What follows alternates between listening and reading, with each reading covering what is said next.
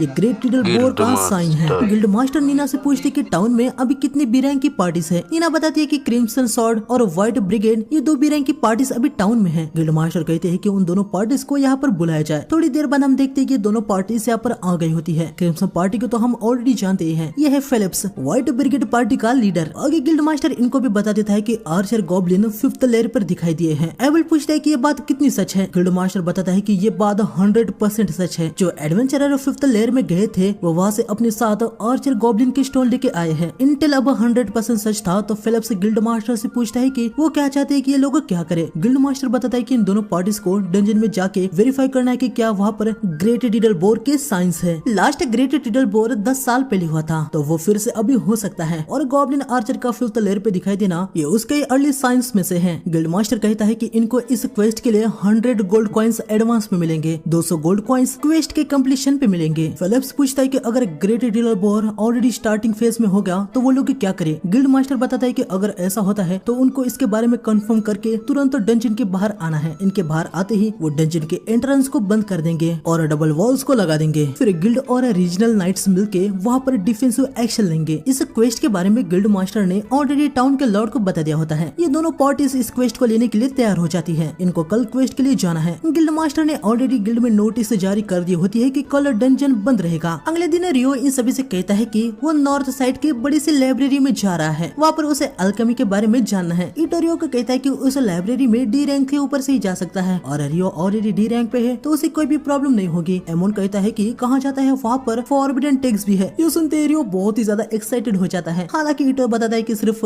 B या उससे ज्यादा हाई रैंक वाले ही उनको एक्सेस कर सकते हैं। ये सुन के रियो की एक्साइटमेंट टूट जाती है। खैर वो यहाँ से निकल पड़ता है। आगे हम देखते कि रियो यहाँ लाइब्रेरी में आता है। वो देखता है कि लाइब्रेरी तो बहुत ही ज्यादा बड़ी है। रियो समझ जाता है कि जो बुक्स उसे चाहिए उसके बारे में उसे किसी से यहाँ पर पूछना होगा। रियो अगले फ्लोर पर आता है। हम देखते कि सेरा यहाँ पर होती है। फिर से इन दोनों की नजरें एक दूसरे से मिलती है। आगे हमें इनको दिखाया जाता है। ये सभी डंजन के पास आ गए होते हैं। इन लोगों ने इस क्वेस्ट में सिर्फ सिया उसे हाई रैंक के एडवेंचर को ही लाया होता है। गिल्ड मास्टर या डंजन के दरवाजे को ओपन करने जा रहे होते हैं लेकिन एबल उनको रोकता है। वो बताता है कि उसे कुछ बैड फीलिंग आ रही है। डंजन की पहली लेयर को स्कैन करने के लिए एबल लिन को अपने विंड मैजिक का यूज करने को कहता है। लिन इंचार्टेशन करके अपने विंड मैजिक को अंदर भेजती है और उसे यहाँ पर बहुत सारे आर्चर गॉब्लिन देखने को मिलते हैं। वो तुरंत इनको बताती है कि फर्स्ट लेयर में उसे 100 से भी ज्यादा आर्चर गॉब्लिन दिखाई दिए हैं। ये सुनने के बाद सभी के सभी बहुत ही ज्यादा पैनिक हो जाते हैं। ये समझ जाते हैं कि great tidal bore already start हो चुका है। गिल्ड मास्टर सभी को पीछे जाने को कहता है। डंजन के एंट्रेंस को बंद कर दिया जाता है। या गिल्ड में इन लोगों को पता चल गया होता है कि आज डंजन बंद है। तब यहाँ पर एक बंदा आता है और वो बताता है कि ग्रेट टिडल बोर स्टार्ट होने